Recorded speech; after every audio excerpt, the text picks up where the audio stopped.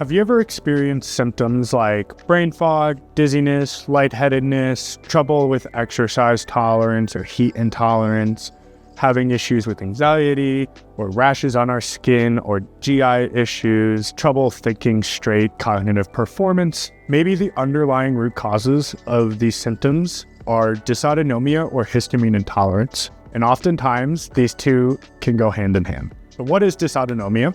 Dysautonomia is a dysfunction in the autonomic nervous system. What's your autonomic nervous system? This ANS is a portion of our nervous system that takes care of everything that's automatic within the body. Things like how your eyes tear, how you salivate, how we sweat, how our gut signals hunger or fullness to our brain, how fast or slow or how much blood our heart is pumping, how much air and oxygen our lungs are breathing in, how quick the food in our GI system is moving and the motility of it, how much absorption of these nutrients, the production of hormones and sex hormones, the application or function of sexual organs are all covered or all owned by the autonomic nervous system. And all of those functions, some of them or all of them, can be off or have some level of issue with having dysautonomia. Oftentimes people know POTS or POTS, postural orthostatic tachycardia syndrome. This is a specific subset within or underneath the umbrella of dysautonomia. This POTS-like symptoms or dysautonomia symptoms are largely blood flow related, and that's also white blood cells and immune system health, and specifically mast cells, and resulting in histamine. So there's kind of our bleed over or connection from the autonomic nervous system, or maybe dysautonomia and dysfunction in that system, compared to a histamine intolerance or immunological overactivation, if you will, in an inflammatory communicator. When we look at dysautonomia and the brain fog and the dizziness and the lightheadedness and all the way to like trouble with cognition, trouble with GI issues, those are all nervous system related issues. Your nervous system also intimately connects and communicates, sends signals to the immune system, and how that immune system interacts with the environment, with your own cells, and with itself. So when we start having issues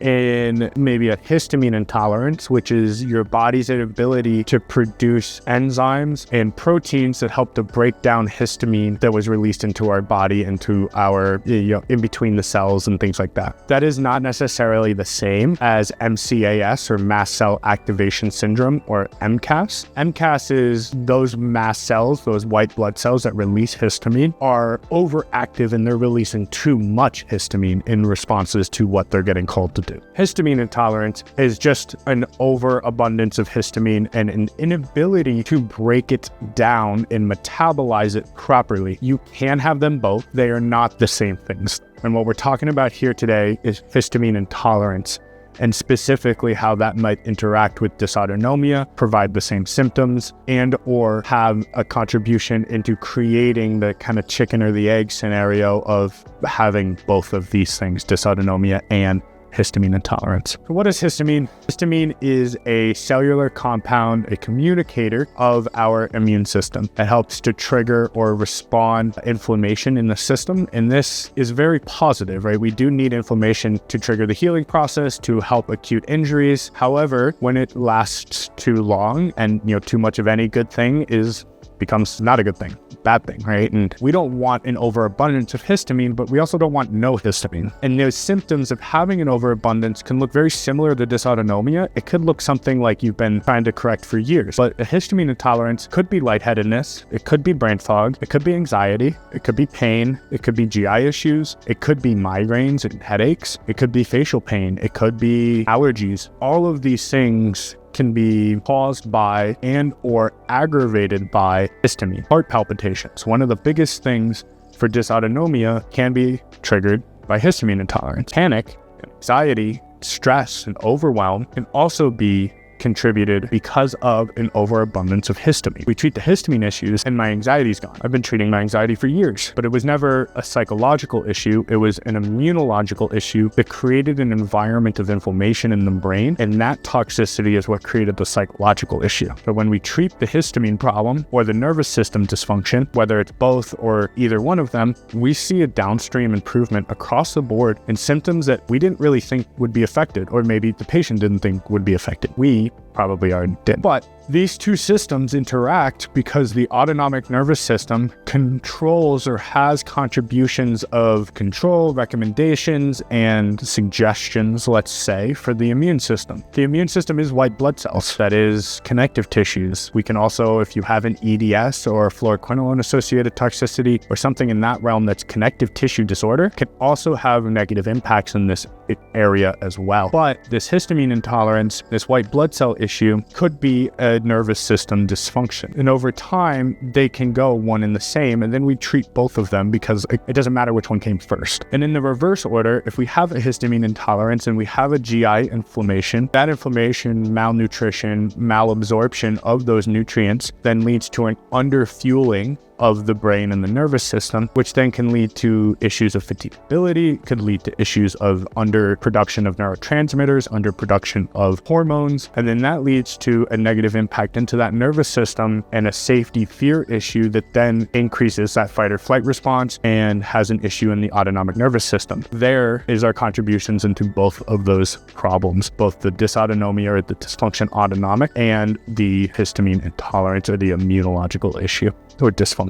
Oftentimes, dysautonomia or the autonomics, I think everybody may have heard of fight or flight. That's your sympathetic response. And then your parasympathetic response is rest and digest or freeze, right? So we have these two components of the autonomics, and one is activating and one is calming and digesting. They are both absolutely needed. I think the sympathetic nervous system in this fight or flight has been maybe demonized in the current pop medicine culture. However, having an even balance or a seesaw that can actively tilt back and forth is the most appropriate for nervous system balance and reintegration. Regulation or nervous system regulation is not about staying centered always. That's a life of not many ups and downs, and that's actually a clinical psychological issue, right? But we don't want to always be zeroed, if we will, right? Proper nervous system regulation is allowing your system or your, I like to call it spice level for life, to be able to swing out away from your center and feel off and feel stressed and dysregulated or sad or extremely happy or whatever it might be, and then being able to come back into the center. How quickly or efficiently or effectively can we recenter our pendulum? That's nervous system regulation, right? Being able to drive down I-25 in the morning and feel a little ticked, right? A little spice. And then we walk into the clinic and I'm seeing patients and I'm able to recenter myself quickly and efficiently. And I don't bring what that was into here. That's nervous system regulation. Maybe something got you super stoked and you are jumping off the walls, right? But you need to be in a calm, regulated, maybe you have a meeting coming up, a board meeting, a Zoom meeting with your team, and you got to pull it back together, right? How quickly can we come back to zero? You're stressed or anxious or depressed or angry or excited or happy or whatever it might be. How fast can we get pulled out? Enjoy that space, right? Take time to actually be in that emotion, that nervous system state, and then come back to zero efficiently. Don't get stuck out there. When we get stuck, that becomes the problem. Inflammation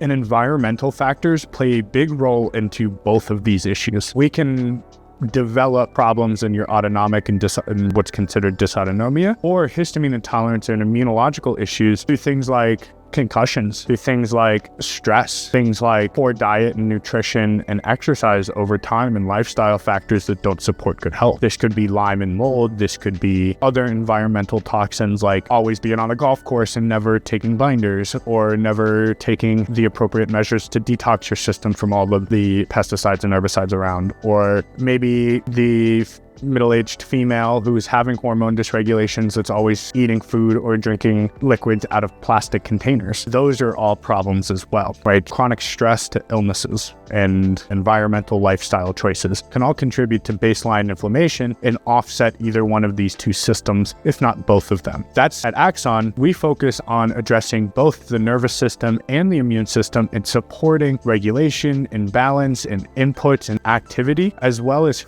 fueling the system and fueling the metabolics, because we can't really ask the motor to go forward if there's no fuel in the tank, right? We can't ask the system to heal if there's no fuel in the gut and you're under nutrient and you're deficient in metabolism. That is problematic to the healing structure. So that's what makes us different here at Axon, is that we pay attention to the entire system and how all of these contributing factors play into how you're feeling and what's the best path to get you to your goals. Not our goals, but your goals. Where are you at in your journey? Where do you want to go? What is your dedication or commitment level? And we build a plan or a program specifically for you to address these problems. We take a whole history, we go through all the details, we really figure out why it is you're feeling this way. Maybe it is dysautonomia, maybe it is histamine intolerance, maybe it's something else. Whatever it is, we can help find you answers and get you on a path to feeling your best. If you've been dealing with these, suspect you're dealing with these, have a friend that's dealing with these, please let them know about Axon.